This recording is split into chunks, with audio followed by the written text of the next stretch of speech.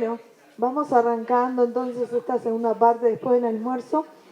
Ahora viene la presentación de la otra Gaby. Como verán, las dos Gaby son costarricenses, pero son bien diferentes. Gaby muy dulce, muy apaciguada, y la otra es una polvorita.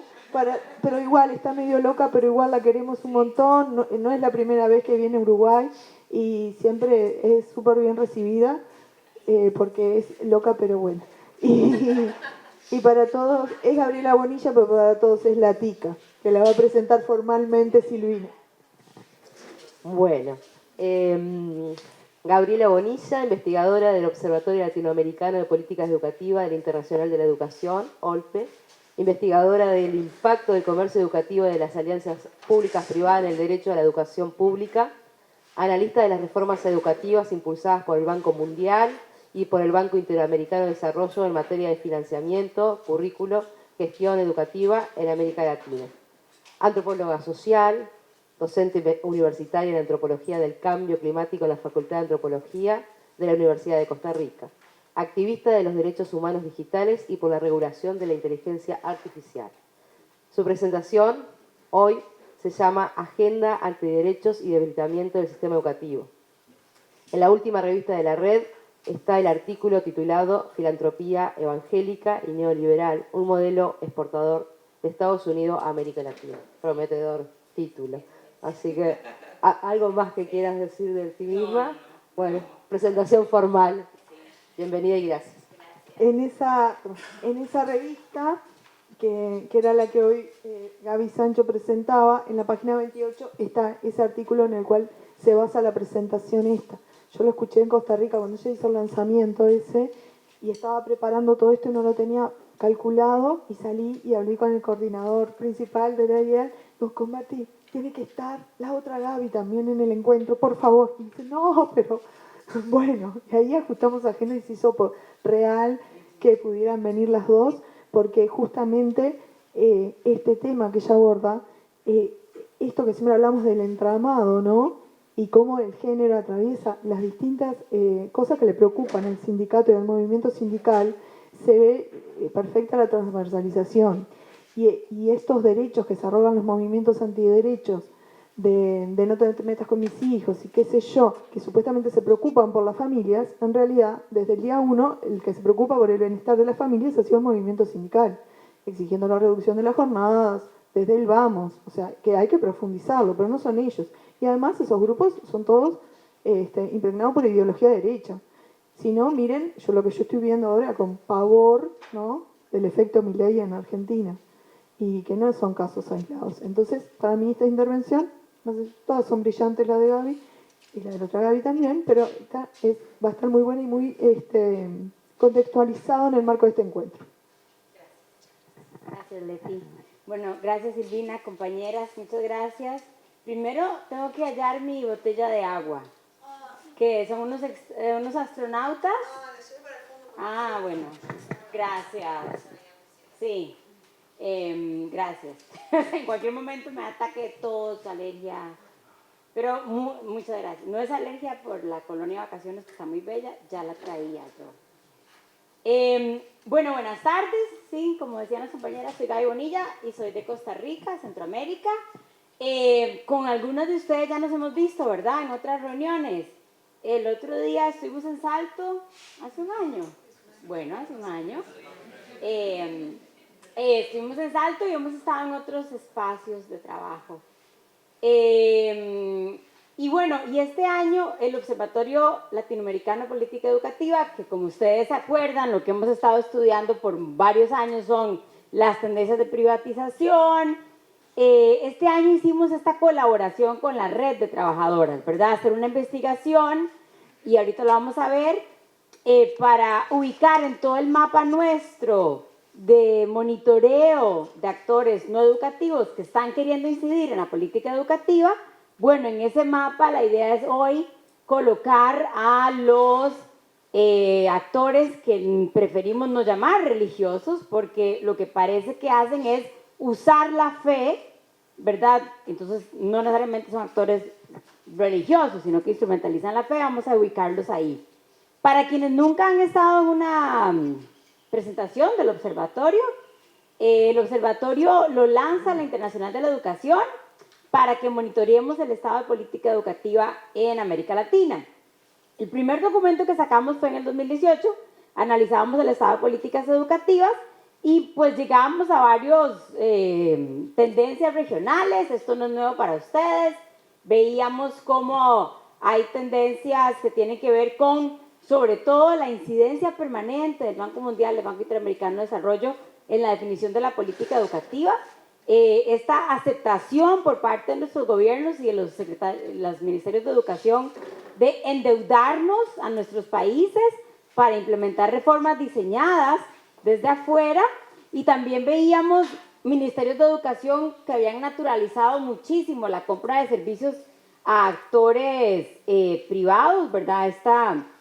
Ustedes no sé si se acuerdan, en Colombia los colegios por concesión, en Costa Rica más de 20 años subcontratando servicios de formación a docentes y subcontratando los servicios de tecnologías para centros educativos, etcétera. Y acá en Uruguay hay una publicación que ya hemos hecho sobre Uruguay también, hay 9 publicaciones que vamos viendo los casos en cada país de cómo opera este comercio educativo, donde ya no es exactamente que te privatizan los centros educativos, sino que está privatizándose la educación pública en sí, que son actores privados, ONGs, fundaciones de corporaciones que te venden o proyectos, o te hacen la formación docente, o son los que le dan becas a las personas docentes, o la cooperación internacional pone fondos para que una fundación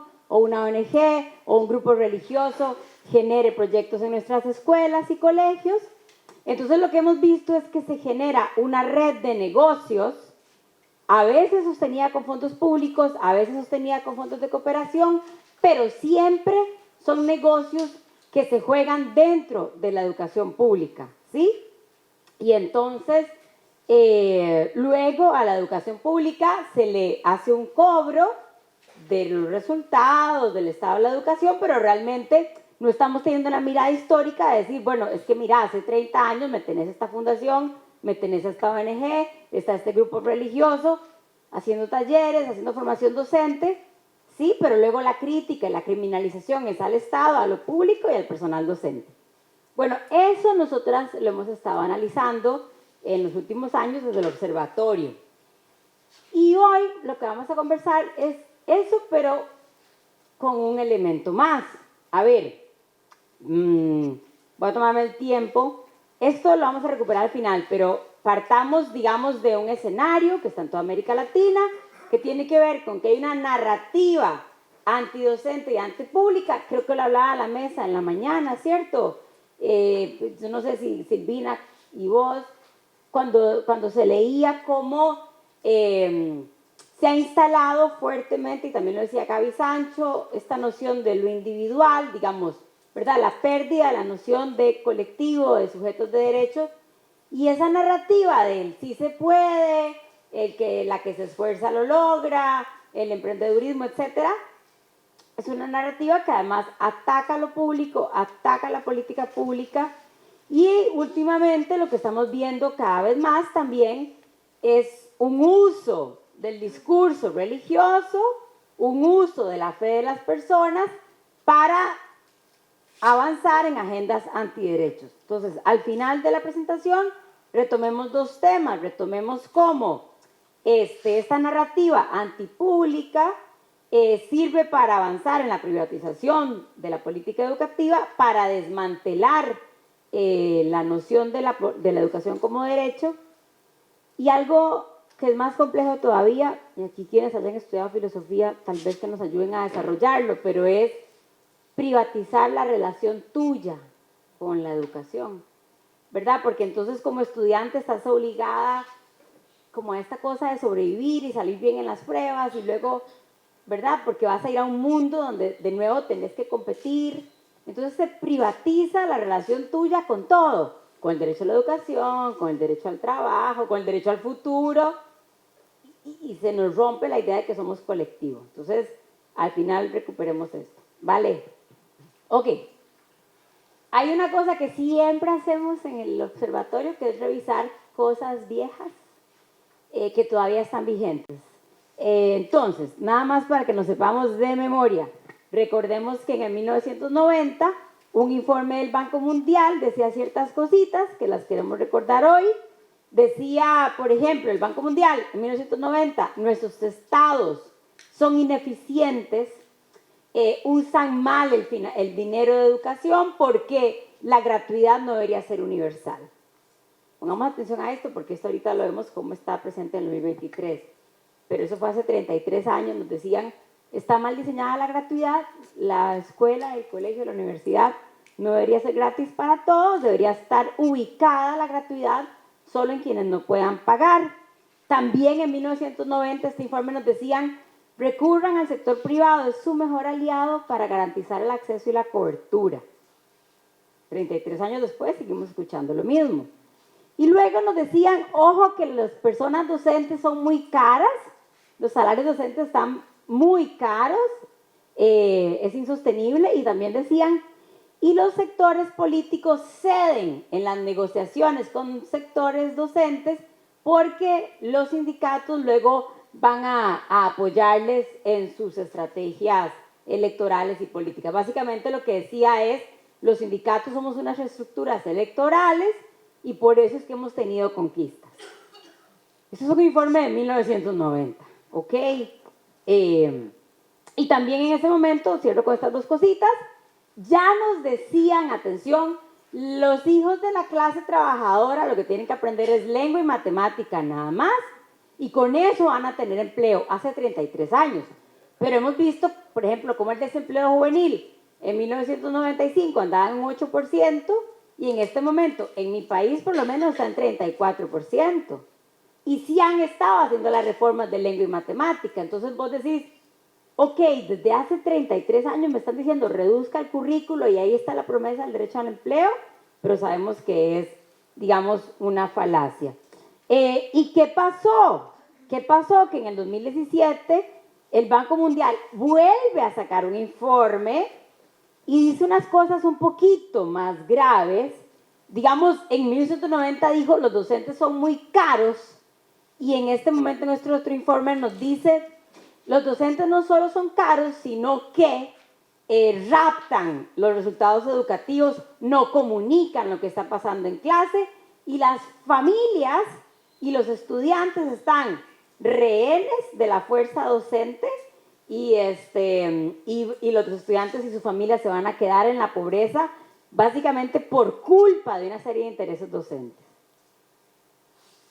Entonces, punto 1, se abre una distancia o se quiere generar una distancia entre docentes, sobre todo organizados en sindicato, y familias.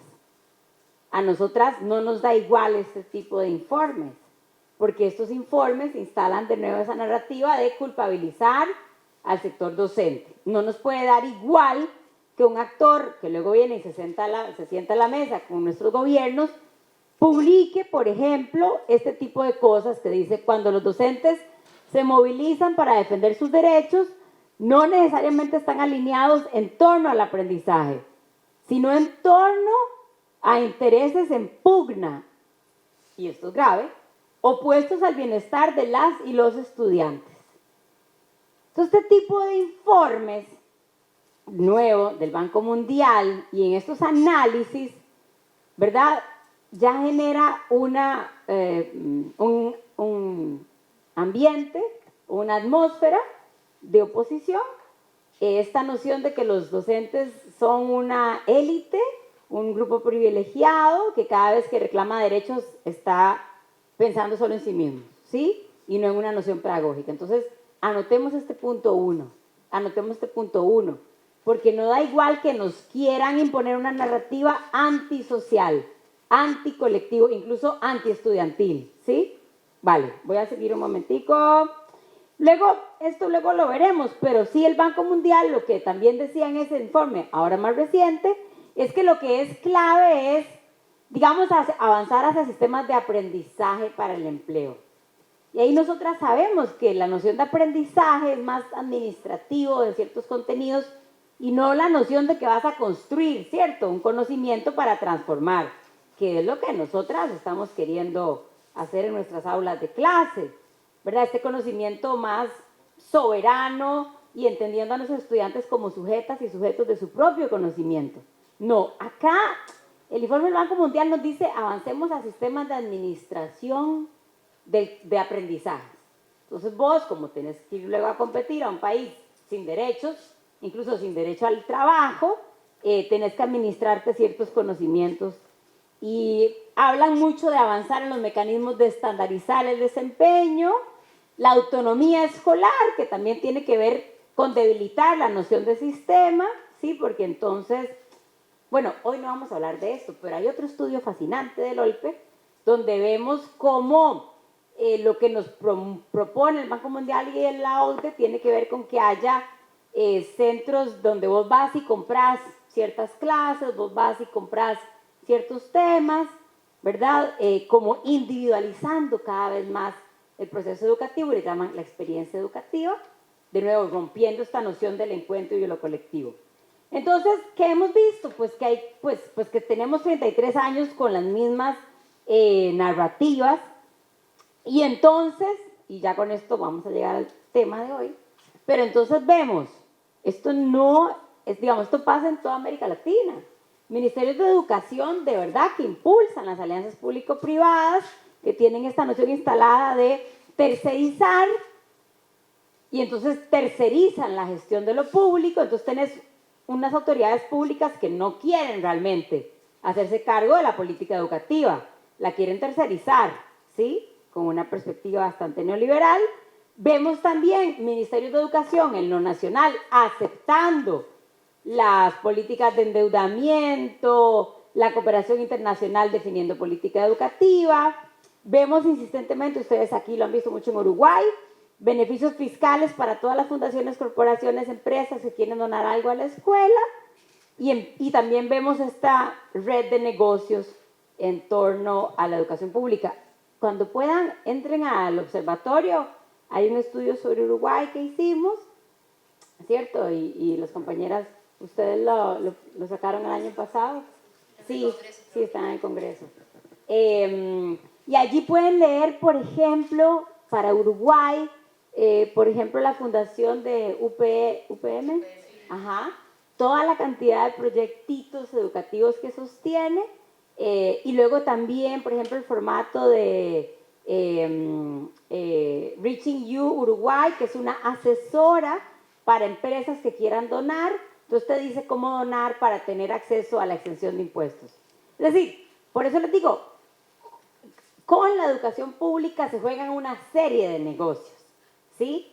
Y además las alianzas público-privadas, ya lo vamos a ver, se alimentan mucho de la narrativa antidocentes. Esto nada más para que vean, esto es como una muestrita, pero son, digamos, una serie de publicaciones que vos te las lees y de ahí es la misma receta de una publicación a otra, toda centrada en disminuir el currículo, alinear el currículo con los supuestos requerimientos del mercado, y la noción de la evaluación estandarizada como un formato para todos los países, y también ya como que nos alerta mucho más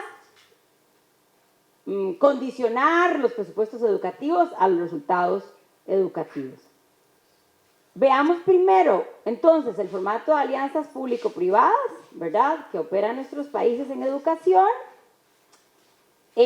Definitivamente lo que vemos es, desde que empiezan con fuerza las políticas neoliberales, esta noción del Estado tercerizando, ¿cierto? Y el Estado en todos sus contratos, servicios, obras con alianzas público-privadas. Pero en esta tendencia, además, si ustedes se ponen a leer los préstamos que nos hace el Banco Mundial, está la condición de tercerizar, está la condición de hacer alianzas público-privadas. El Banco Mundial, el Banco Interamericano de Desarrollo, pone como una condición supuestamente para la transparencia y la eficacia que el Estado entre en alianza público-privada para darnos fondos.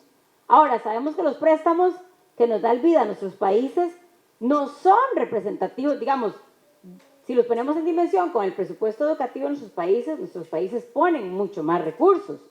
Por eso la pregunta que hay que hacer es ¿por qué si nuestro país es el que pone la plata aceptás que haya actores no pedagógicos decidiendo la política, ¿sí?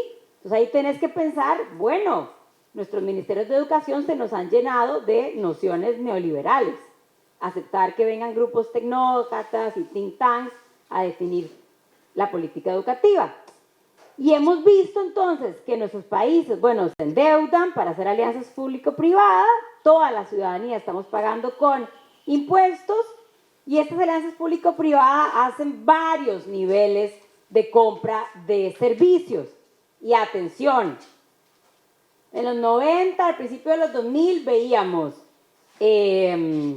ONGs y fundaciones, Fe y Alegría, ¿verdad? Que también tenía escuelas en concesión, pero más recientemente en América Latina hemos visto ya grupos religiosos de fe también evangélica administrando centros educativos. Ahora vamos a ver algunos ejemplos.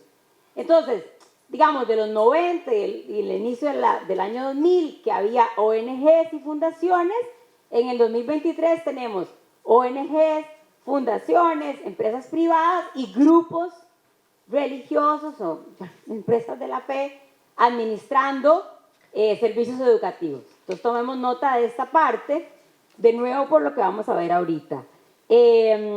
Vamos a avanzar acá. Esto nada más para que tengamos estos datos. Esto es cómo se distribuye, quién financia la educación. En los países de renta media, que son América Latina la mayoría, ven que el Estado suele sostener hasta el 80% de los procesos educativos en todos los niveles, desde primera infancia hasta educación superior.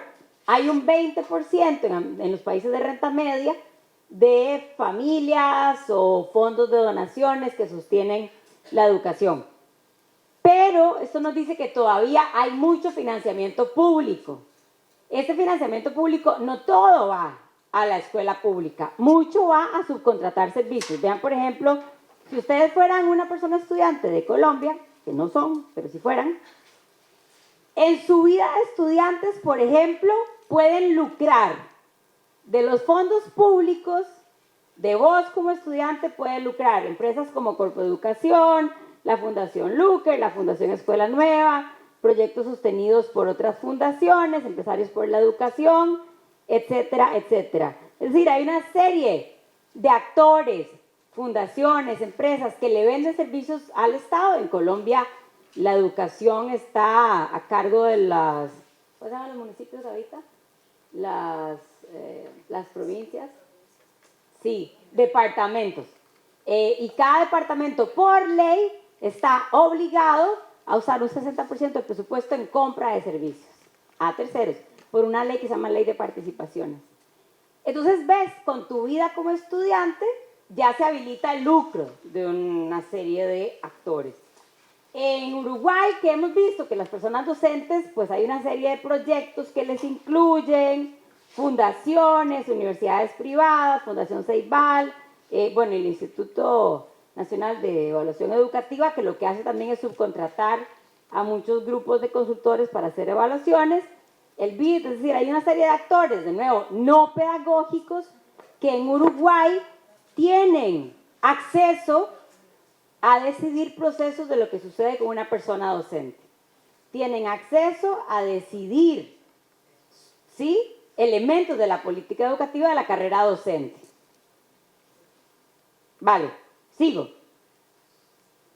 Y bueno, nada, en esta arquitectura perfecta que han diseñado los grupos neoliberales para mantener su control sobre el Estado y sobre los fondos públicos, los casos que les invitamos a leer, está por salir nuestra publicación de alianzas público-privadas, casos de fondos en educación superior. Por ejemplo, en Brasil, cuando el gobierno Lula quiso habilitar más acceso a la educación superior, lo que diseñaron fue un sistema de vouchers y de vales, ¿verdad? Y esas son las contradicciones de nuestros gobiernos, que son gobiernos democráticos, pero habilitan este tipo de negocios. Entonces, el programa ProUni, digamos, le ha pasado a las universidades privadas en Brasil,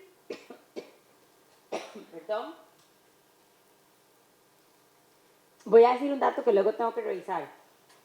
Porque el que me sé de memoria es el de Colombia. Mientras se te va la tos. No, que claro, justamente en estos días contarle a Gaby lo del docente acreditado que salió para nosotros, que es que tiene que ver con esto que justamente ella está diciendo, va todo enrabado con eso de que nos quieren dar un título para acreditando ahí con unos cursitos para vendernos más cursos. Sí, para vender. Voy ahí. Gracias. Tal vez ahora les pido un cafecito caliente. Sí, ProUni, ahorita puedo confirmar el dato de cuánto dinero es que se le ha dado a universidades privadas. En Colombia, con el programa Serpi lo Paga, se pasaba por año 320 millones de dólares del Estado a universidades privadas para pagar los vales o los vouchers de participación. Eso es en el caso de estudiantes.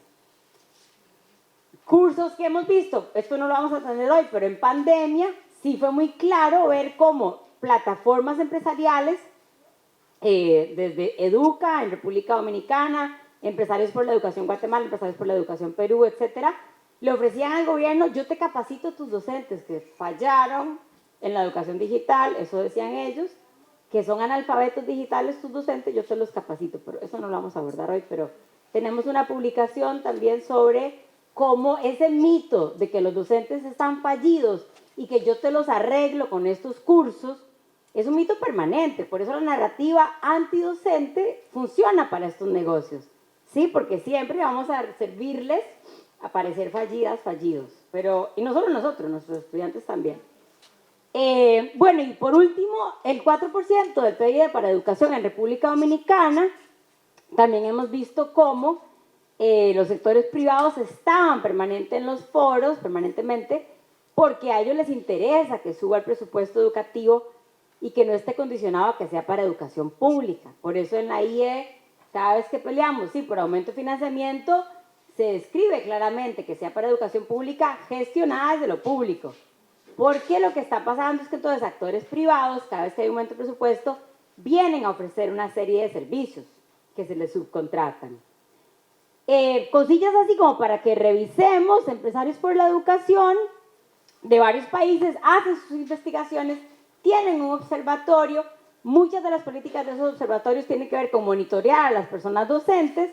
Y en Perú, por ejemplo, Empresarios por la Educación lo que ha dicho es: de ahí ya es hora, hay que fortalecer más las alianzas público-privadas en educación, y además que las autoridades educativas asuman las estrategias y las metodologías que tenemos en las empresas para que vayan desarrollando la política educativa en las regiones.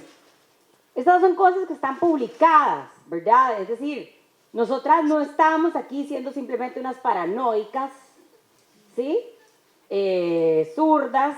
No, esto está documentado.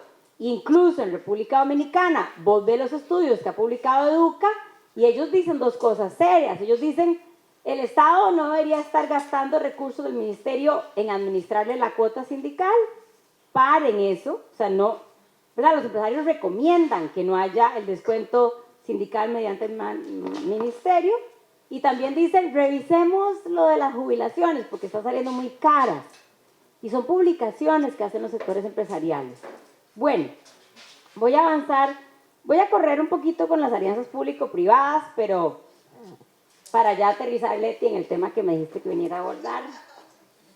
Pero no, las alianzas público-privadas, digamos lo que decíamos al principio, que se alimentan de este mito de que estamos fallidos y que la educación pública falló.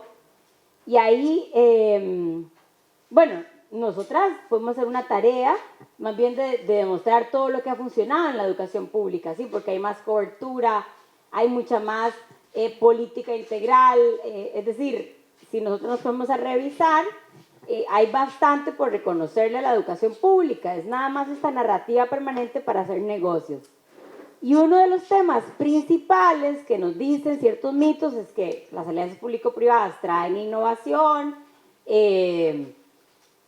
que son un formato de colaboración mutua, que el sector privado hace más económicos los procesos, que se previene la corrupción, etc.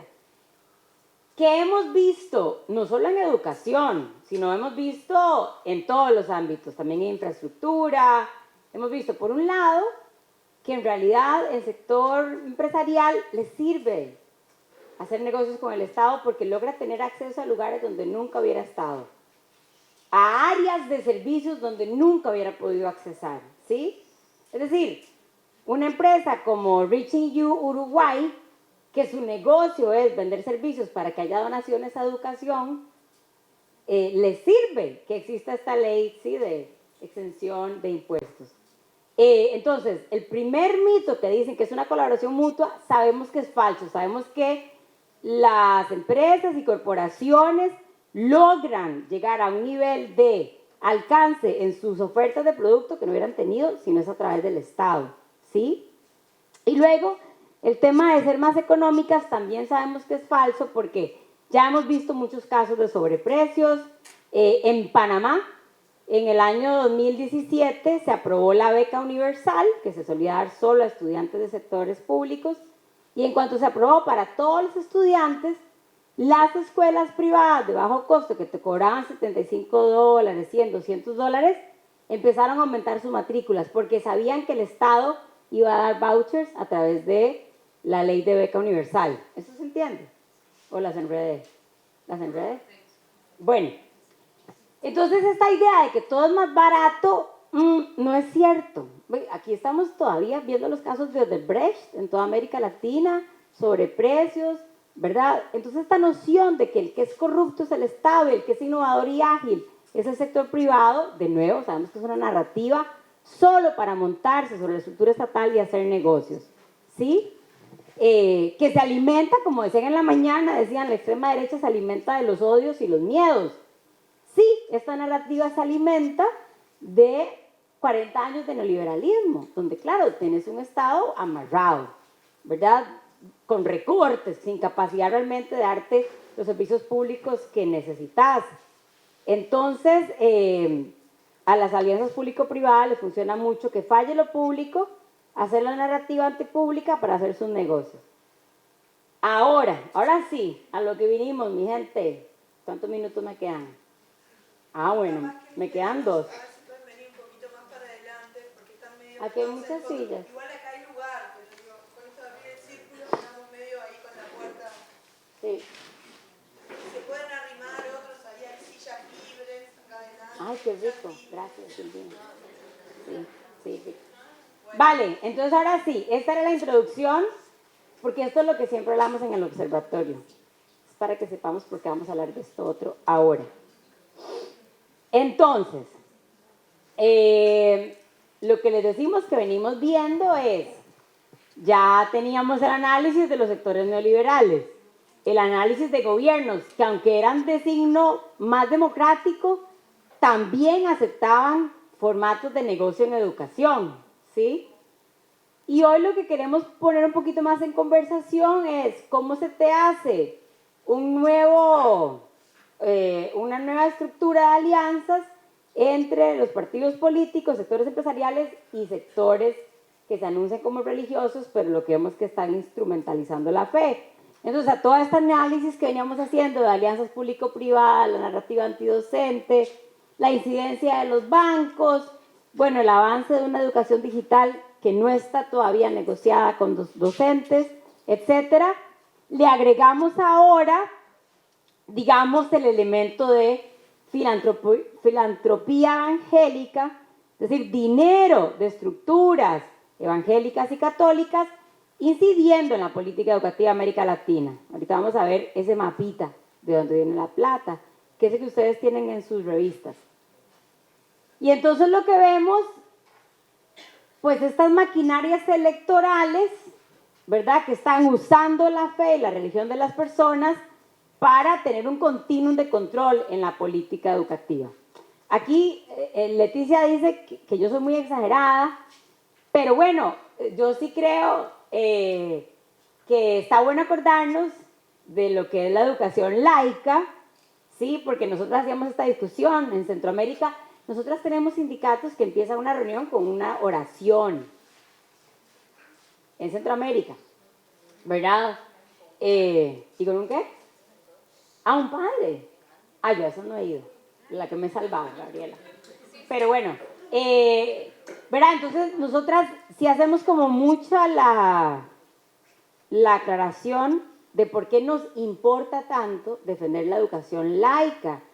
Que la educación laica no es educación atea, lo hemos dicho muchas veces. Es la educación donde se encuentren todos los ejercicios de la fe por igual y que ninguno esté por encima del otro. Y por eso nos importa mucho hacer este paréntesis de decir, o sea, nosotras lo que queremos es que todas las religiones y todas las formas de la fe tengan lugar en el aula de clase. Y por eso el Estado tiene que ser laico, no le puede responder más a una religión que otra. Y la educación también, porque si nos dejan de tener lugares otras miradas, sí, dentro del aula de clase. Entonces nosotras, esto que vamos a exponer hoy, es independientemente de nuestro ejercicio espiritual y de la fe de cada quien, defendemos la educación laica. Y por eso nos alerta mucho que haya sectores usando, instrumentalizando la fe de las personas para unas agendas antiderechos y antitrabajadoras. Bueno, y esto que voy a contar no es nuevo para nadie, tampoco. Esto les tapa, ¿no? Bueno, lo que estamos viendo, vale, es un puente, digamos, entre esta filantropía. Le decimos filantropía pues porque traen dinero, ¿cierto? La palabra filantropía es pues esta cooperación de plata, y la noción de filantropía es que hay una relación de poder. A propósito de la mañana, que hablábamos de esta mirada colonial o decolonial, entonces la filantropía sigue teniendo comportamientos muy coloniales, una relación de poder muy... ¿Esto es horizontal o vertical? Vertical, gracias. Muy vertical, donde se usa la plata para habilitar una agenda única, ¿sí? Entonces, por eso estamos llamando filantropía evangélica y vemos que es neoliberal porque hacen realmente un uso de la fe para hacer un retroceso en derechos y también un retroceso en presencia del Estado. Entonces, nosotras desde el sistema educativo hemos visto una agenda contra los derechos de las mujeres y de las diversidades, una insistencia de división entre familias y centros educativos, un ataque al currículo en temas de género, en temas de educación sexual integral, y bueno, y este debilitamiento de la educación laica. Esto que digo, de nuevo, no es inventado, ya vamos a llegar a ver ciertos casos, pero no sé si recuerdan en Brasil, en el gobierno anterior del impresentable, sí, innombrable también, digamos que se eliminó el término género de los contenidos educativos, ¿recuerdan? O a las niñas negras se les mandó a amarrarse el pelo para no andar despeinadas. Digamos, eso lo vivimos, bueno, aparte de las escuelas militares, pero digo, no lo estamos inventando y ya les vamos a mostrar otros casos, pero entonces hablamos pues que vemos que hay un puente entre lo que ya teníamos del ataque neoliberal y ese ataque neoliberal pone una plataforma para esta nueva agenda antiderechos, ¿sí? Porque coinciden en oponerse al Estado, oponerse a las diversidades, y promover, digamos, una generación de unos temas tabú, retrocesos en legislaciones, etc. ¿Qué estamos viendo? Y por eso empieza la historia en Estados Unidos de América. Porque, a ver, Estados Unidos es que tiene unas cosas geniales, ¿verdad? Como Hollywood y bueno, otras cosas. Pero las empresas, digamos, las iglesias de Estados Unidos son las mejores maquinarias para recoger plata. Vean, en el año 2016, ay, ¿dónde está ese dato? Estoy atrasada, bueno, ahorita llego a ese dato, pero sí, son las que mejor recogen plata. Entonces, están, Gaby, ¿dónde está lo de la plata? Ya lo perdí. Déjenme que acomode mi plataforma. Ay, ¿dónde está esa? Bueno, ya no sé dónde está, pero pensé que estaba aquí, lo de cuánta plata ya han recogido. Ustedes lo tienen en sus revistas y no. Pero bueno, en el 2016 recogieron, eran 32 millones de dólares, así, solo con donaciones en la iglesia. Ahorita tal vez aparece ese dato. Pero entonces ellas se han especializado mucho, los grupos de la fe, en recoger dinero. Y ahorita vamos a ver qué es lo que mandan a América Latina. Y lo que está pasando con las iglesias en Estados Unidos y también en América Latina es que... ¿Cuántos?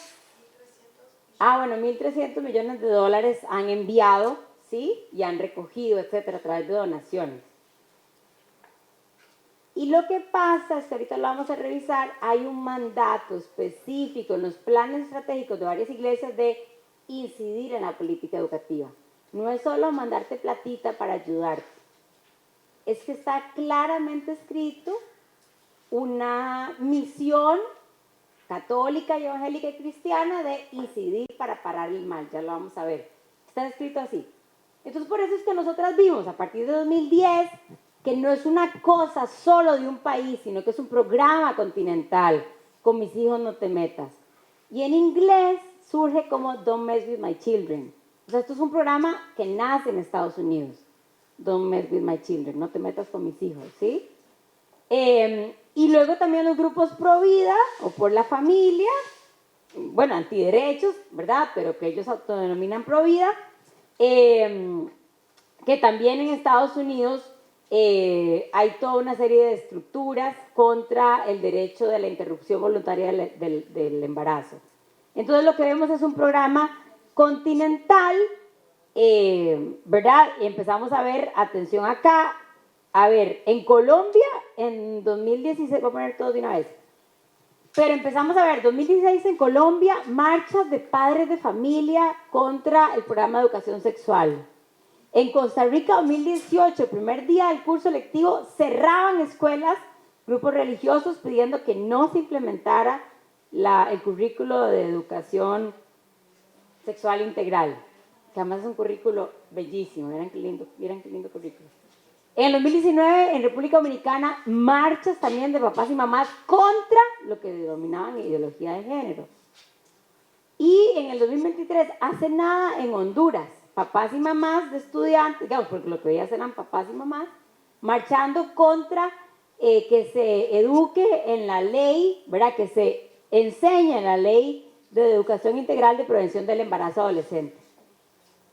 Entonces vos decís, pero ¿cómo puede ser tanta casualidad?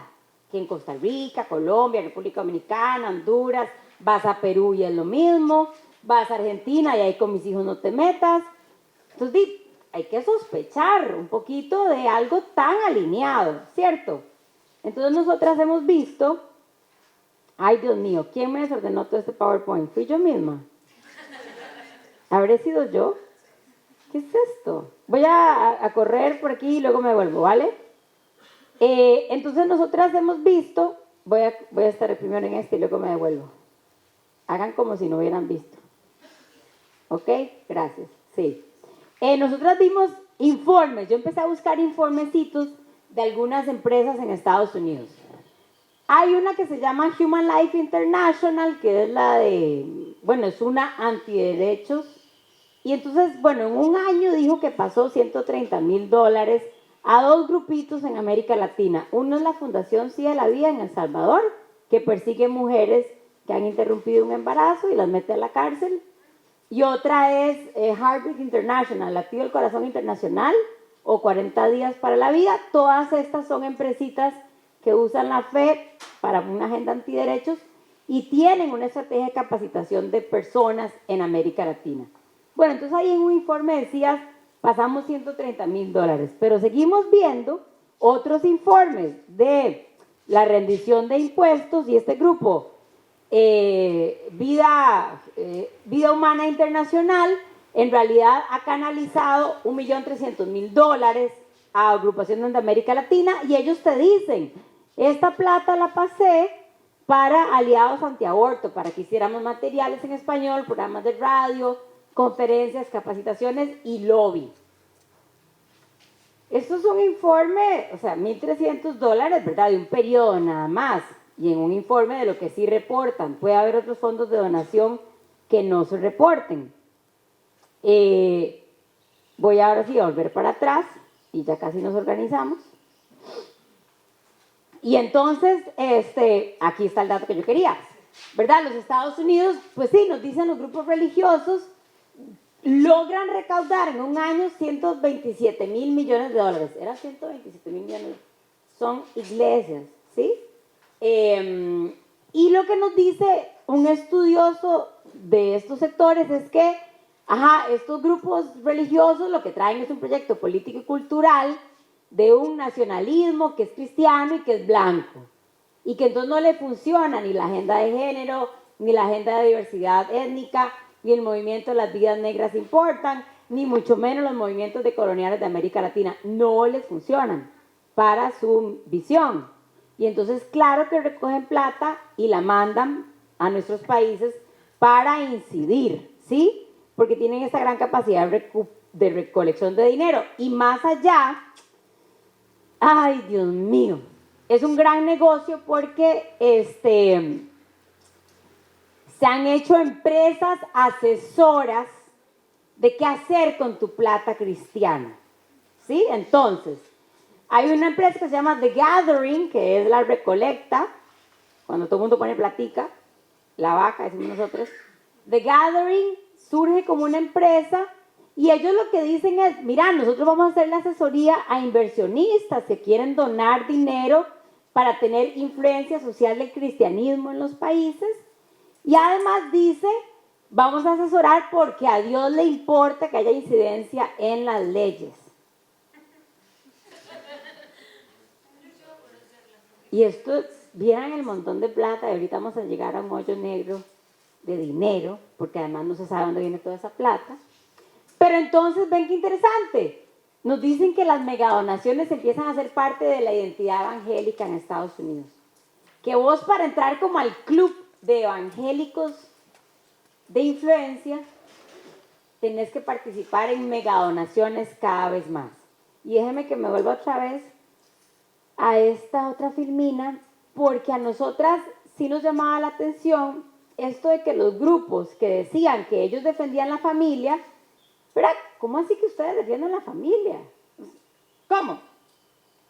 ¿Cómo que un grupo, verdad, se está apropiando de supuestamente la defensa de la familia?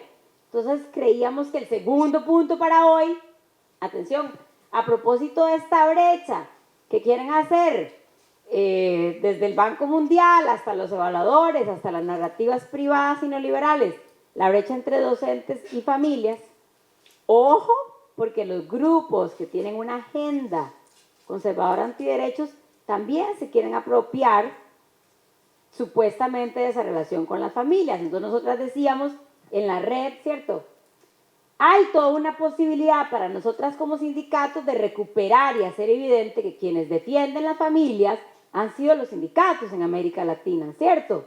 Porque si vos decís, bueno, ¿qué necesita una familia? Necesita, qué sé yo, que una mujer no interrumpa su embarazo, o una familia necesita acceso al trabajo, jornadas de 8 horas, licencias de maternidad y paternidad pagas, acceso a una vivienda sin deudas, usura, ¿sí? Acceso a la salud, capacidad para jubilarte o pensionarte. Entonces, atención, porque hace 13 años, 2010, empezaron estos grupos antiderechos en la región a actuar, a apropiarse supuestamente de la defensa de las familias, y los sindicatos tenemos que recordarles que quienes hemos defendido a las familias somos los sindicatos. Y hay que recordarle a todo el mundo, quizás, ¿sí? Un poco más claro. ¿Cuál es el programa de defensa de las familias, de las comunidades, de los barrios? Y es el programa de las organizaciones sindicales. Entonces ahí era el segundo punto que queríamos plantear hoy. Digamos, tenemos cómo contrarrestar esa narrativa de qué significa ser pro vida, o qué significa ser pro familia.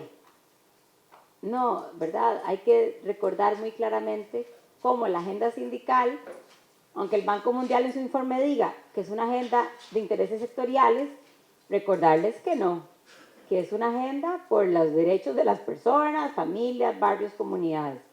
Entonces hay que disputar un poco más claramente, como zapatear un poco más y recordar qué hemos estado haciendo los sindicatos. Y también la otra conversación, que esto va todo para atrás, no sé por qué, un poquito, vamos a verla ahorita, de denunciar esa instrumentalización de la fe. Pero bueno, anoten esto otro. Yo creo que en Uruguay todavía no lo hemos visto pasar, pero vean esto otro. Yo para qué pongo todo con movimientos y bueno. En Bolivia, digamos, sectores neoliberales que se sientan con grupos de la fe. Entonces, en Bolivia, recuerden el golpe de Estado que vimos en el 2019. Ustedes recuerdan a Luis Camacho, ¿verdad? Que era el principal orador contra Evo Morales. Él no solo se lee con la Biblia, sino que decía frases de la Biblia. Y Luis Camacho se le conoce por haber sido o ser uno de los principales aliados de los grupos religiosos de Santa Cruz, que además tienen la particularidad de ser anti-indigenistas, ¿verdad? En Perú, en el 2021, vimos a Keiko Fujimori sentarse con 700 pastores evangélicos. En Brasil, en el 2020, de nuevo, el gobierno de Bolso dedicaba un 6% del financiamiento en comunicación a... 6%, ¿verdad? El 10%, que eran 6 millones de dólares, lo compraba en pauta a radios de grupos religiosos, ¿sí? Y en Costa Rica, en mi país, antes de que fuera electa la persona que ahora es presidenta del país, él se sentó de nuevo con un grupo de pastores y vean lo que firmó. Ofreció entregar, si él ganaba, entregarle a las iglesias evangélicas la definición de quién iba a ser ministra o ministro de Educación, quién iba a ser ministro o ministro de Salud y quién iba a ser ministro o ministro de Relaciones Exteriores. Y además se comprometió por escrito a eliminar todas las perspectivas de género en la política pública. Entonces, por eso decimos que hay un puente entre los sectores neoliberales y los grupos de derechos que les está funcionando muy bien como maquinarias electorales hasta ahora. Y de nuevo, no es paranoia nuestra, estamos revisando los datos de la región. Y ahí la tercera tarea nuestra, a propósito de no ser buenas mujeres, sino caer bien mal, es empezar a provocar la discusión de ¿por qué dejas que instrumentalicen tu fe? O sea, ¿por qué tu relación con Dios? Bueno, vos crees en Dios, listo, tenés una relación con Dios. ¿Por qué la pones al servicio de grupos que son maquinarias económicas? ¿Por qué dejas que te usen? Otra vez estás dejando que alguien más lucre con vos. O sea, ya lucran de nosotras cuando hay alianzas público-privadas. Y ahora lucran de nosotras porque instrumentalizan nuestra fe para unas agendas religiosas que en realidad son agendas económicas, para control sobre el Estado. Entonces, hay que empezar a molestar más, ¿sí? A provocar un poquito más de incomodidad de por qué te queda tan cómodo entregar tu relación con Dios, tu fe, por qué te gusta entregarla para que la gestionen estos grupos que la instrumentalizan. Porque entonces empezamos a ver, bueno, que, si tenés, digamos, si participas en ciertos grupos religiosos, además te toca estar en contra de la educación sexual, pero además empieza a haber más consignas a favor de las armas y además coincide que se apoya más la pena de muerte y además empezás a ver que en esa agenda también se vuelve a apoyar el castigo físico y penas más fuertes contra las personas jóvenes en conflictos con la ley. Y entonces hay un nuevo programa antiderechos. Entonces ahora tu relación con Dios o tu postura religiosa parece venir aderezada con un montón de posturas más antiderechos, ¿sí? Cuando entregas, digamos, el apoyo a ciertos grupos de la fe, que incluso ya vamos a ver, para que vean que yo no estoy loca, sino que está escrito en varios informes el mandato de que las personas pastoras y sacerdotes tienen que decirle a la gente por quién votar. Vamos a ver ahorita el plan estratégico de obispos de Estados Unidos, está escrito, por favor digan por quién votar, no pueden dejar a la libre esto porque sería pecado. ¿Está? Voy para allá. Voy para allá. Voy a correr. Llegué. ¿Cuántos minutos me quedan? ¿Un minuto? Ok, un minuto. En un minuto voy a decir todo lo que me falta. Bueno, vean, la gente que le guste ir a internet después, vayan y se meten a la página, a 2 páginas web. Métanse a la Conferencia de Obispos de Estados Unidos y métanse al militante cristiano, Church Militant, militante de la iglesia. Primero, en el informe de los obispos, ellos, digamos, en el 2015 la decisión que tienen los obispos es armar la estructura que se llama Ciudadanía de la Fe, Faith Citizenship. Todo esto, por eso les digo, empezó en Estados Unidos como estrategia que luego se va a implementar en la región. Y dice que la ciudadanía de la fe tiene que saber cómo incidir en política pública, ¿sí? Y que puedan trabajar dentro de una estructura política ese cambio cultural que quieren. Está escrito. Y luego en The Church Militant, que recoge plata y hace también filantropía, lo que se dice es que hay que tomar atención y liderar la batalla cultural contra el mal. El mal, que son los derechos que hemos avanzado y que, según este sector religioso, pues está instalado en la cultura y en la política pública. Luego, lo que yo les decía es que si ustedes abren el informe de los obispos de Estados Unidos, entre otras cosas dice esto, que una persona católica no puede favorecer a tal o tal candidato, tiene que saber por quién votar, porque votar por otro actor distinto a su fe, etcétera, sería pecado. ¿Y qué pasa? ¿Por qué nos importan los obispos? Bueno, ellos son un poquito más agarrados, no mandan tanta plata como los otros, pero bueno, mandan plata a América Latina, poquito, pero mandan. Entonces vean, qué sé yo, en el 2010 mandaron $800,000, en 2017 $3,250,000 a América Latina, 2018 $1,600,000, 2020 $3 millones, y ahí siguen. Y vean ustedes qué interesante, este dinero se lo mandan a iglesias y aliados en la región, esto es solo para América Latina, no metí lo de África, no metí lo de Asia, listo.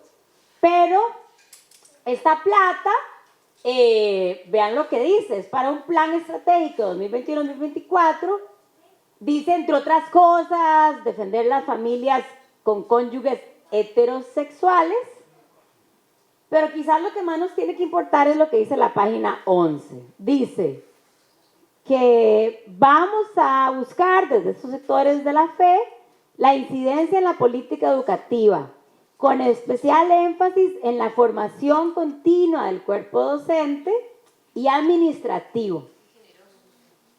Sí, y aquí lo complicado es, vos no sabés en cuál curso llegó la plata de estos evangélicos, no sabes. No sabemos en cuál, ¿verdad? Entonces hay que empezar a sospechar de muchas cosas y hay que empezar a tener mucha más exigencia de cuál formación continua viene, ¿sí? ¿Quién te la va a dar? ¿Quién está siendo subcontratado? ¿De quién vienen esos materiales? Porque digo, hay una estrategia y hay recursos permanentemente llegando. Y como ya se me acaban los minutos, lo último que les voy a contar, todavía no son buenas noticias, pero esto es para que también lo tengamos acá.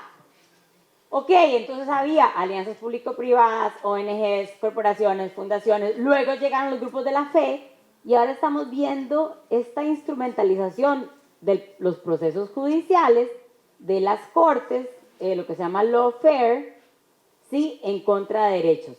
Y yo insisto mucho en ver lo que está pasando en Estados Unidos porque tienen un plan de incidencia y además tienen plata. Entonces vean Estados Unidos qué pasó. Y esta es la plata que más susto nos debería dar. Pero bueno, en el 2022, el año pasado, hay un fondo, estos fondos son platas que se manejan en la bolsa, ¿verdad? Los trust funds, son platas que están en la bolsa de valores, platas.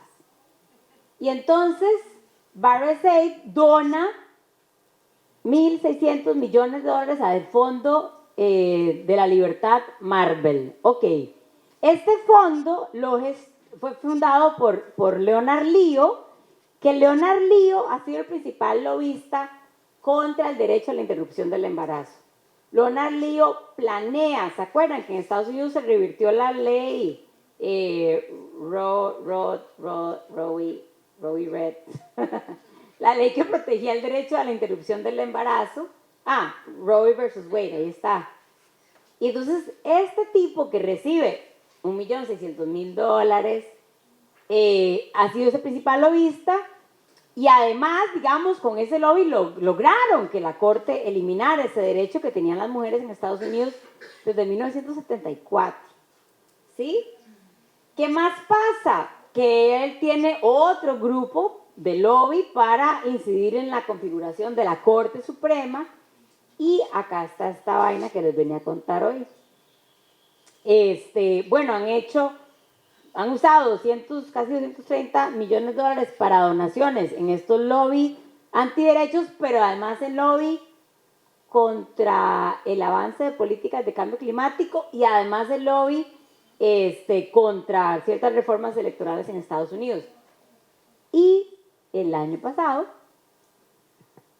otro retroceso que logra hacer este grupo es que la Corte Suprema habilite pasarle fondos públicos a escuelas religiosas en Estados Unidos. Empezar a hacer concesiones y vouchers en escuelas religiosas. Estados Unidos tiene un sistema educativo muy privatizado, con el sistema de vouchers o vales, ¿sí? Muy estudiado, se los digo, por nuestros sindicatos también, la NEA y la AFT, muy estudiado cómo el sistema de vouchers dañó la ciudadanía y el sentido democrático de Estados Unidos, porque entonces hay escuelas que ya no aceptan a las personas negras, o a las personas latinas, o a las personas lesbianas, no las aceptan. Y no tienen que aceptarlas. Tienen derecho de admisión, son empresas, ¿sí? Y además no te aceptan si tus notas son medio regulares, porque les vas a bajar el ranking y ellos tienen que ir a buscar más donaciones. Es decir, son empresas, ¿verdad? Entonces todo lo que no les parezca que funciona su modelo de negocio no lo van a integrar. Entonces en Estados Unidos ya estaba muy estudiado el tema de cómo los vouchers dañaban el sistema educativo. Pero con este movimiento que hace la Corte Suprema de aprobar que se usen fondos públicos para pagar iglesias religiosas, es una nueva alerta. Porque entonces se habilita que haya fondos públicos sosteniendo un tipo de currículos, que no van a haber temas de género, no van a haber temas de diversidad sexual, no van a haber temas de derechos de las mujeres, no se van a ver, sostenidos con fondos públicos. Hemos visto casos en los que ya han despedido a docentes por enseñar una canción, por leer una serie de libros, es decir, hay un retroceso importante. Y no es de casualidad, está sostenido con una maquinaria de financiamiento a la que de por sí les sirve mucho que nuestros estados neoliberales, digamos, estén cada vez más mirando y haciendo negocios con actores no pedagógicos, ¿sí? Y lo último, para que pongamos atención, es que en República Dominicana, en el 2019, el Ministerio de Educación firmó un convenio con sectores evangélicos y les traslada de un día al otro 134 escuelas que eran públicas y se las da en concesión a grupos evangélicos. Y se compromete a construir planteles con fondos públicos para escuelas que sean gestionadas por grupos religiosos. Vos decís, veis, si esos dominicanos, ¿cómo son, verdad? ¿Cómo son allá esa gente? Pero yo te digo que no, porque esos dominicanos, esa mesa de diálogo evangélico, está en la Alianza Evangélica Latina. Y ahí está Raimundo y todo el mundo. Y ellos se pasan datos, ¿sí? Y mira que te voy a contar que ahí en esa alianza está el Consejo de Representatividad Evangélica del Uruguay. Entonces, es decir, así como nosotras en los sindicatos nos encontramos y nos fortalecemos, estos grupos también. Y si vos tenés Estados Unidos y República Dominicana y Colombia, donde avanza la gestión evangélica y cristiana de los centros educativos, puede avanzar en otros países. Nosotras tenemos que hacer mucho, muy fuerte esta denuncia. Y por eso tenemos que, estar claras de cómo está funcionando la narrativa antidocente, la narrativa antipública, la instrumentalización de la fe para una agenda antiderechos, tenemos que tener muy claro y poder comunicar muy bien, porque es que los sindicatos tenemos una agenda que sí defiende a las familias, para poder lograr contrarrestar y defender de verdad a nuestros pueblos de esto, porque son retrocesos no solamente en contenidos curriculares, son retrocesos en la forma en que atravesamos y existimos, ¿sí? En nuestras diversidades y en los derechos. Entonces, lo que estamos queriendo estudiar, por favor, lean el artículo, que sí, que entendemos que hay un proceso de privatización, de comercio, de desmantelar los derechos, pero sobre todo hay un proceso de unas narrativas que están sirviéndose de estos odios y de estos miedos para ir poniendo un programa antiderechos que es perfectamente aliado del sistema neoliberal. O sea, perfectamente, porque el sistema neoliberal, pues sí, lo que decía Gabriela a la mañana, hay una dinámica de explotar, usar, usufructuar todo lo que se pueda, y entonces nosotras lo que vemos acá es primero tener claridad de cómo es que hay una agenda continental, leernos más allá de nuestro propio país, sí, o sea, lo que pasó en Costa Rica, en República Dominicana, en Perú, no está pasando solo ahí. Lo que les pasa en Estados Unidos de recorte de derechos tampoco está pasando solo ahí. Y hay una serie de financiamientos que está sosteniendo estos procesos. Y nada, por último, nosotras pensamos que aparte de hacer el trabajo de demostrar cómo somos realmente el sector sindical, los aliados de las familias, la defensa permanente de una educación pública tiene que ver con blindar al sistema educativo de esa porosidad en que se te meten un montón de actores que no son pedagógicos y que no les interesa para nada el derecho a la educación, les interesa hacer experimentos y hacer negocios, ¿sí? Y entonces, por eso nosotras pues tenemos todo un foro y un montón de posibilidades de hacer este análisis, de poner estos debates y de evidenciar quién está instrumentalizando nuestra fe para aprovechar y poner una agenda propia que va a revertir en negocios también. Bueno, esas eran las buenas noticias que les traía, compañeras, compañeros. Dejo hasta acá para que podamos abrir discusión, ¿está bien? Ah, espérense.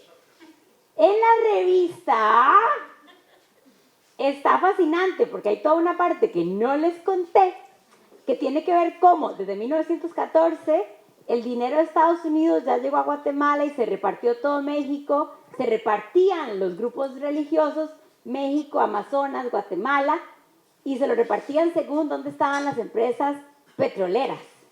Entonces léanse esa primera parte que no la expliqué aquí hoy, porque es fascinante ver, digamos, cómo esto ya ha pasado y que tengamos nada más ahí los datos. El mapa de cómo funcionó la filantropía de 1914, Ford Foundation, cómo van decidiendo repartirse la región y repartirse entre religiones. Entonces no es como que los católicos le van a hacer el contrapeso a los evangélicos, ellos se pueden sentar y negociar y repartir. Lean la revista, que esa parte me parecía muy entretenida, pero no se las presenté hoy. Bueno, gracias.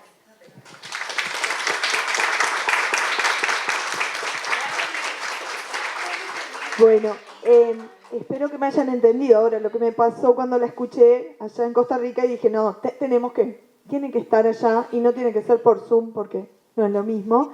Y hicimos todo ese esfuerzo económico y logístico también como federación para que ellas estuvieran acá hoy y que vale la pena realmente. Así que espero que me hayan entendido lo que me pasó, que salí desesperada. La quiero allá.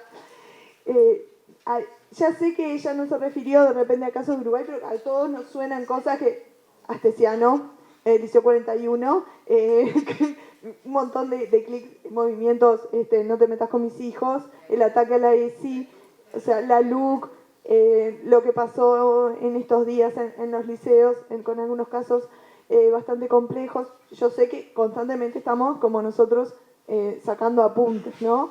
Sí.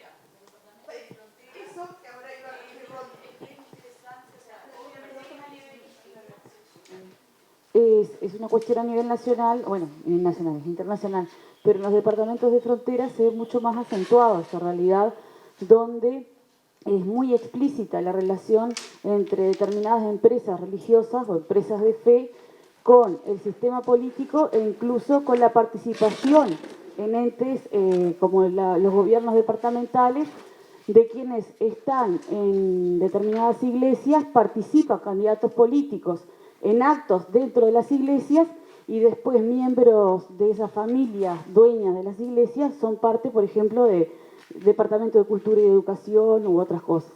Y que tiene mucho que ver con las movilizaciones, ¿no? Como no te metas con mi familia, sobre las que están en contra sobre salud sexual y reproductiva, o sea, Artigas, Cerro Largo, Rivera, Rocha, tienen las particularidades de frontera donde se acentúa alguna de estas características.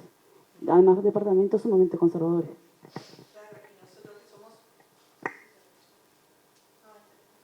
Nosotros que somos un país muy chico, igual así lo ven.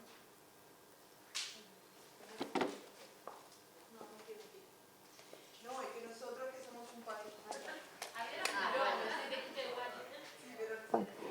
que somos un país muy chico, y lo vemos con estas apreciaciones que hace Gisela, imagínense a lo que es a nivel continental, ¿no? Donde hay otros grupos que también aparecen. No sé, los escucho. ¿Quiénes quieren participar? ¿Hacerle algún comentario a Gaby? Se me fue para allá, pregunta.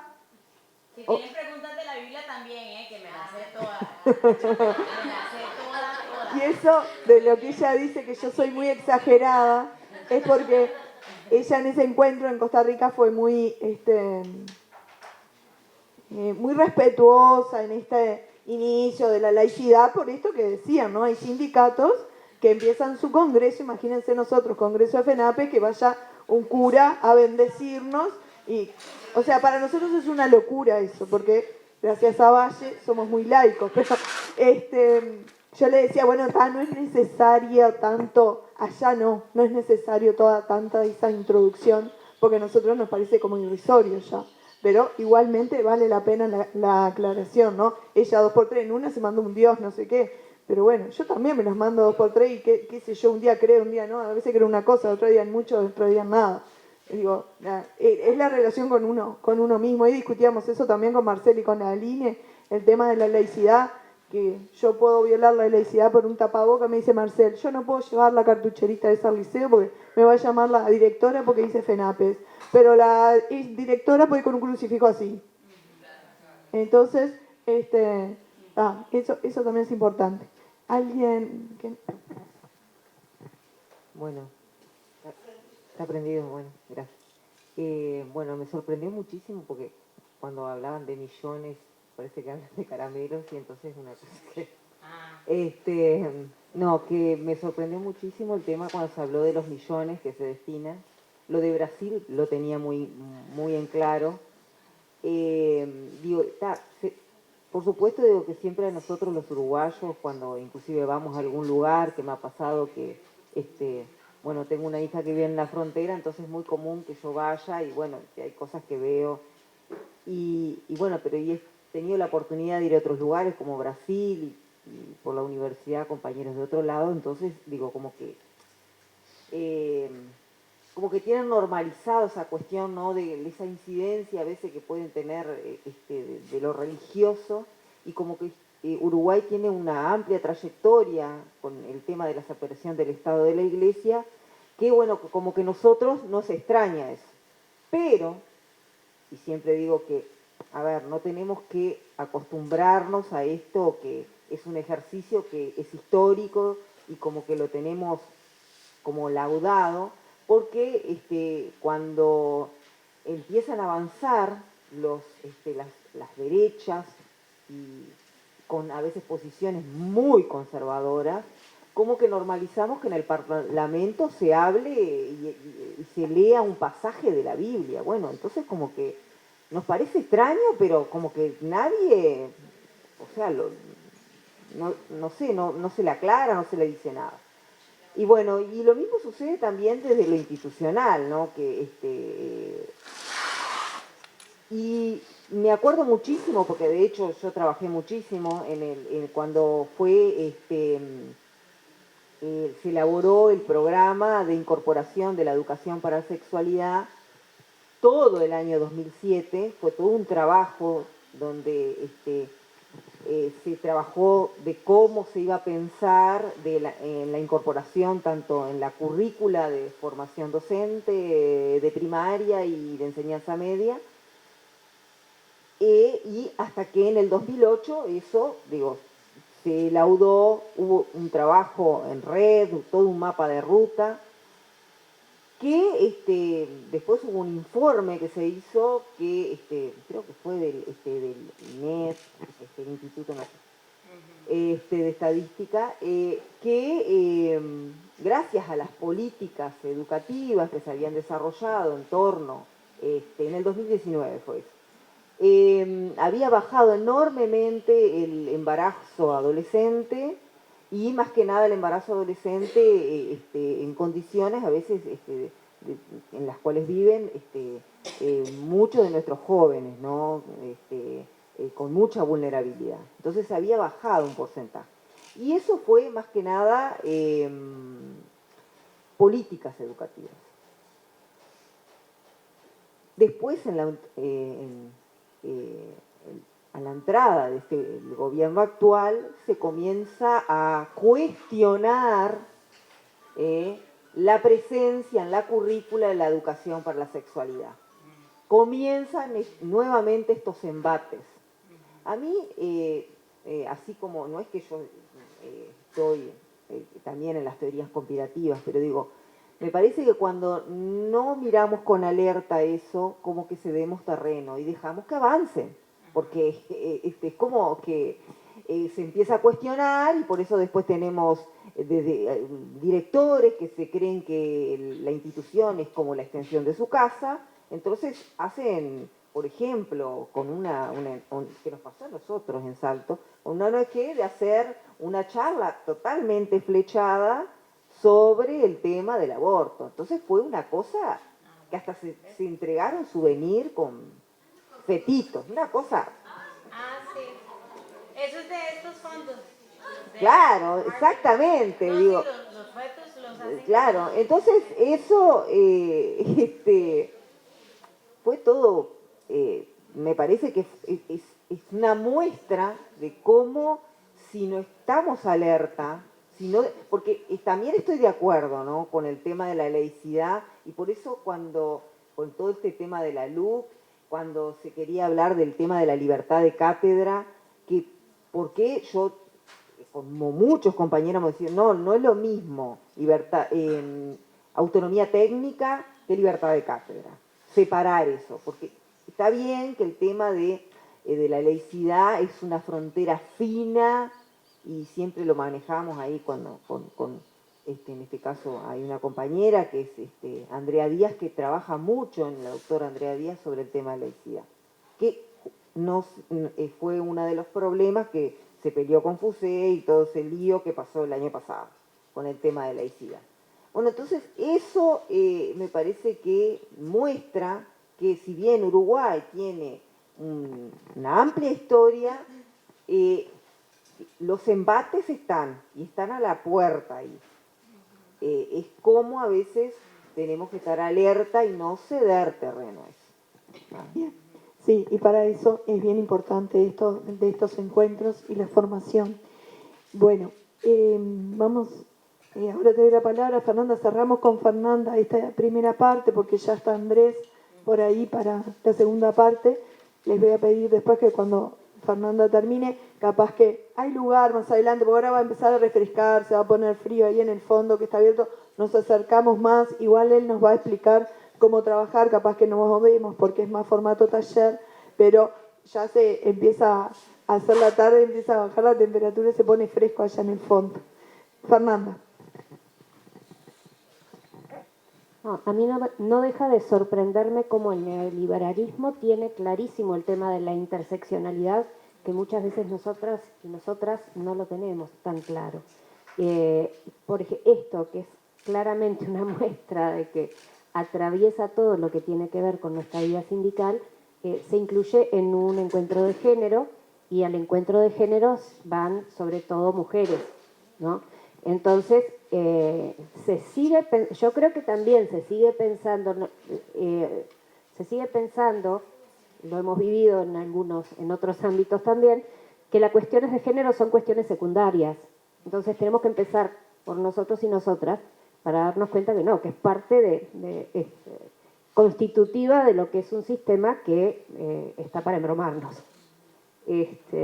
Pensaba en eso, en que la necesidad de que tomemos conciencia de la importancia de cuestiones de género, de cuestiones étnicas, de cuestiones de racialización, todo eso que realmente nos debería atravesar. Ay, ay, ay. Bueno, gracias embromarnos. Voy a aprender a este verbo. Y a propósito, Leti, de lo que decían las compañeras, creo que hay una gran oportunidad que, así como demostramos que las fundaciones y grupos privados que se meten en la educación no les interesa el proceso de la educación, podemos también demostrar cómo estos grupos que instrumentalizan la fe no les interesa la fe. O sea, lo que interesa es justamente esa estrategia de seguir controlando al Estado, controlando la política pública y promover el retroceso de derechos. Y por eso, un poquillo, saber que el ejercicio de la fe es otra cosa y no es entregar todas tus posturas ideológicas. Por eso también es muy importante poder denunciar e incordiar más a las personas que están entregando su fe para que alguien más la instrumentalice y alguien más lucre con eso. Sí, porque por eso poníamos equiparación o símil entre, mientras nuestros ministerios de educación ceden la política educativa para que lucren otros, ahora está pasando lo mismo, o sea, ceder tu fe y tu ejercicio religioso para que lucren maquinarias electorales. Y es muy importante poder demostrar de nuevo que no es especial ningún país, hay un programa continental y por eso hacer tan fuerte esta denuncia de que aquí a nadie realmente le interesa la fe o la religión, les interesan los negocios que puedan hacer, les interesa la maquinaria electoral que puedan mover y a los grupos electorales, incluso si ya este gobierno lo está haciendo, de la religión les interesa todo el dinero que se pueda movilizar también. Por eso son maquinarias electorales. Entonces, tal vez dejar esto acá y seguir investigando, hacer estos mapitas siempre de dónde viene la plata, porque así podemos ir demostrando mucho más que esa agenda narrativa que usan, en realidad la van a ir acomodando solo para poder hacer negocios y mantener ese control sobre las vidas de las personas y la política pública. Que la estructura patriarcal no pierde el poder. Claro. Porque la unidad básica de toda esa reproducción siempre a nivel territorial y cotidiano siempre es como la familia tradicional. Sí. Pero bueno, en el sindicato tenemos, creo, la oportunidad para romper, visibilizar y además también demostrar que quienes han defendido a la familia y si nos hemos metido con todos tus hijos son los sindicatos, con la historia de reivindicaciones que tenemos. Con mis hijos no te metas, pues no lo sé, porque todas las legislaciones públicas que han defendido a tus hijos son victorias del movimiento sindical y social. Entonces eso también lo podemos empezar a decir más. Bien, nos tomamos para organizar acá con Andrés para el siguiente taller de masculinidades, ¿tá? Aprontamos algo y en 15 minutos arrancamos. Voy a hablar con él, organizar y nos calentamos el agua para el mate y todo eso.